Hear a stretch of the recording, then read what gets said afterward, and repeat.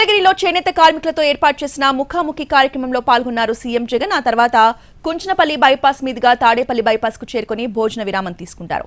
అనంతరం Varadhi Sikhamani centre, Chuttugunta, Bhagat Singh road, Pipula road, Kandrika, Ramavarappadu, నిడమానూతరపల్లి bypass శివారు రాత్రికి బస చేస్తారు జగన్. ప్రపోజ్ చేసినటువంటి జగనన్నకి మనము ఎంతగా మనం తోడ్పాటు చేయాలి అంటే లావణ్య గారిని మొత్తం స్టేట్ లో అన్న తర్వాత మెజారిటీని మనం తెనిపించేటట్లుగా మనము కష్టపడి ఇక్కడ పనిచేసి లావణ్య గారిని అత్యధిక మెజారిటీతో మనం అందరం గెలిపించాలని చెప్పి కోరుకుంటున్నాను. అదేవిధంగా మనకు సంబంధించి పద్మశాలీలకు ఇక్కడ ఉన్నటువంటి పద్మశాలీలందరికీ కూడా అన్నను అడుగుతానే తిరుచానూరు పద్మావతి అమ్మవారు మన ఇంటి ఇలవేల్పు అన్న, మాకు పద్మశాలీలకు అందరికి ఇలవేల్పు అన్న అని ఒకసారి చెప్తానే తిరుచానూరులో మనకి పద్మావతి అమ్మవారు మన ఇంటి ఆడపడుచని ఒక జీవో ఇవ్వడం జరిగింది. అదేవిధంగా కార్తీక బ్రహ్మోత్సవాల సమయంలో మనకి కుటుంబ లాంఛనాల్ని మనం తీసుకొని పోవడానికి జగనన్న కల్పించిన అవకాశాన్ని పద్మశాలీలంతా జీవితాంతం రుణపడి ఉంటాము అని చెప్పేసి ఈరోజు మేము వేదిక ముందర శిరస్సు వంచి చెప్తున్నానన్నా.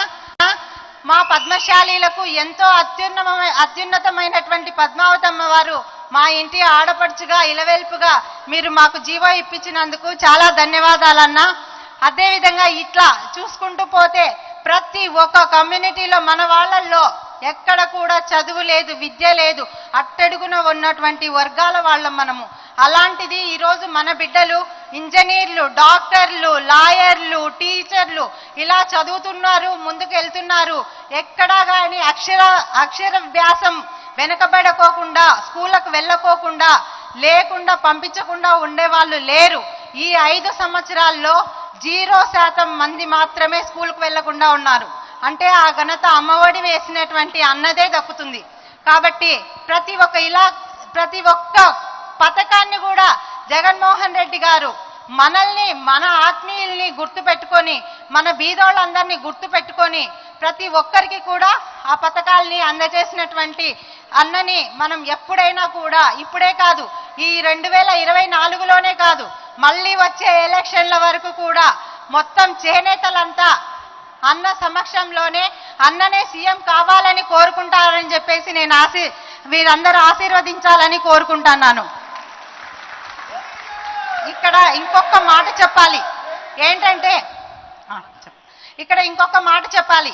తెలుగుదేశం పార్టీ వాళ్ళు మన రక్తంలోనే తెలుగుదేశం పార్టీ రక్తం ఉంది అని చాలా మంది చెప్తారు.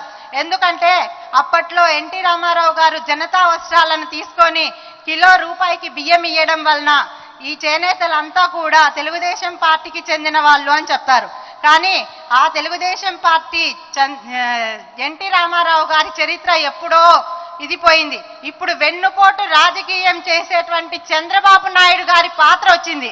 కాబట్టి చంద్రబాబు నాయుడు గారిని తెలుగుదేశం పార్టీ అని మనమందరము విసర్జించినాము అని చెప్పి మన గొంతుకతో ఒక్కసారి జగనన్నకి చెప్పాలి అని చెప్పేసి మీ అందరికీ రిక్వెస్ట్ చేసుకుంటా ఉన్నాను. జై జగన్, జై జగన్, జై జగన్.